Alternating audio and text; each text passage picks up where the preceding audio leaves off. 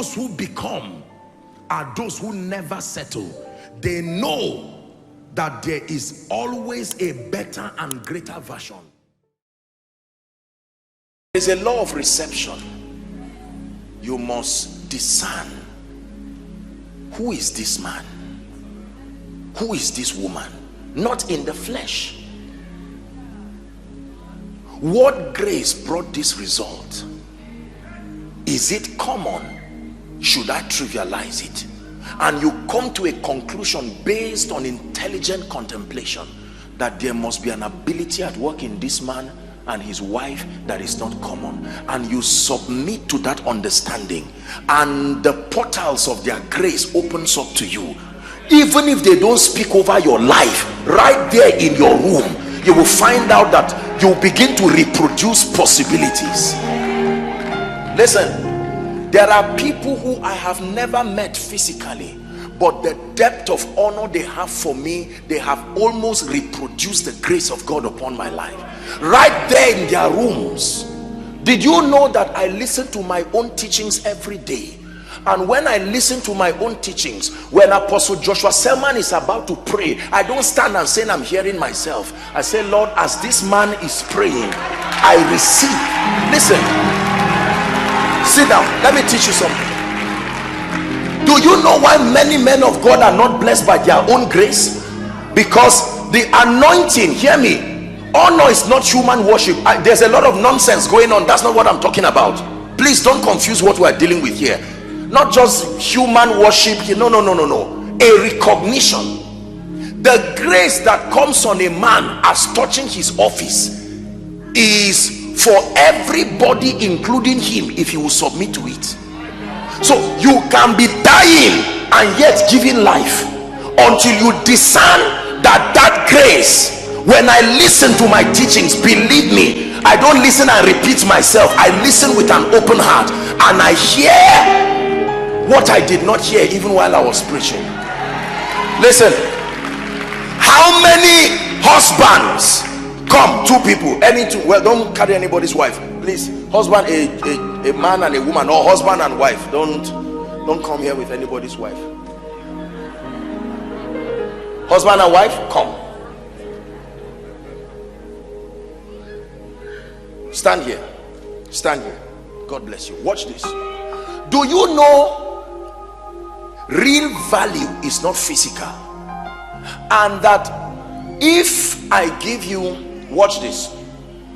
Can I bring that to you? Now watch this, everybody. This is your rand. If I give you some money, hold this. Give some to your wife. In fact, give all to your wife. Take this. Now watch this. If you have physical money, people say you are rich or you are blessed. That's not true. This is giving evidence to what is on you.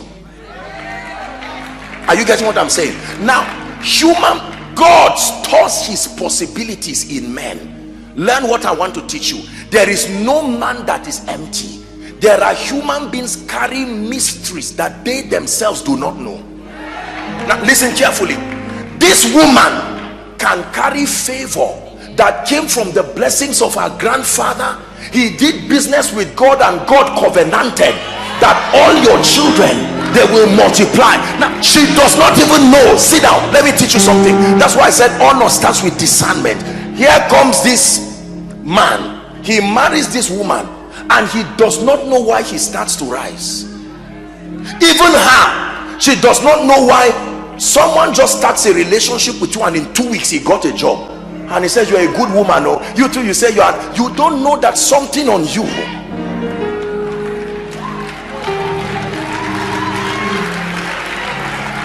Please listen to me.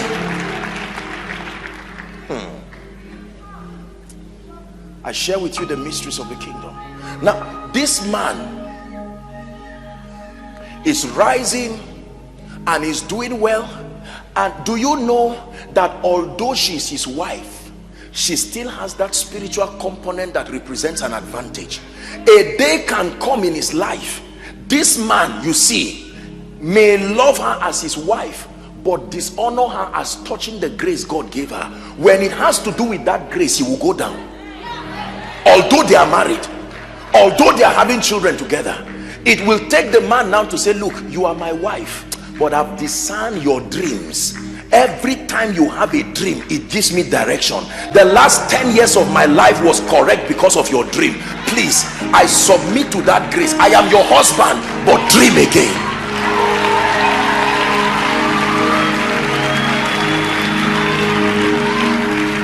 Now watch this.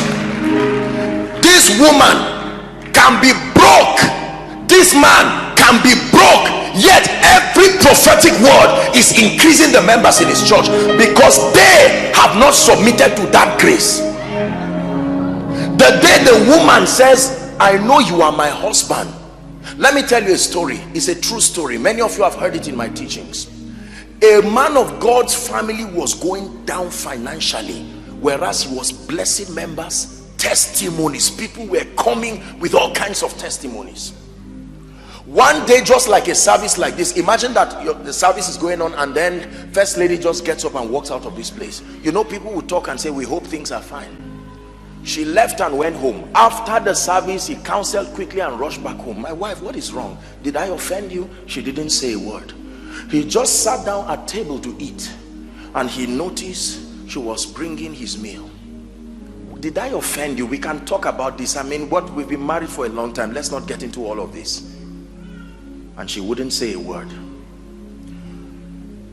She served him and he noticed the plates. Women, you know those plates? Yeah. She brought it out, oh. And she served the man, and then she came, dropped his bottle of water and got down and said, servant of God, my family is in need of a breakthrough. Listen,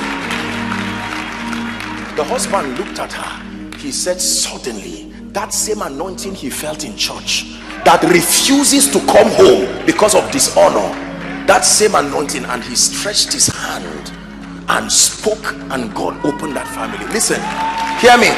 Listen, there are many pastors whose relatives have never benefited from that grace, because to them he is a brother or a sister. Listen to me. Only God knows what this man carries. Only God knows what this woman carries. The day you discern what she carries, you will carry the grace. The day you discern what he carries, the law of honor.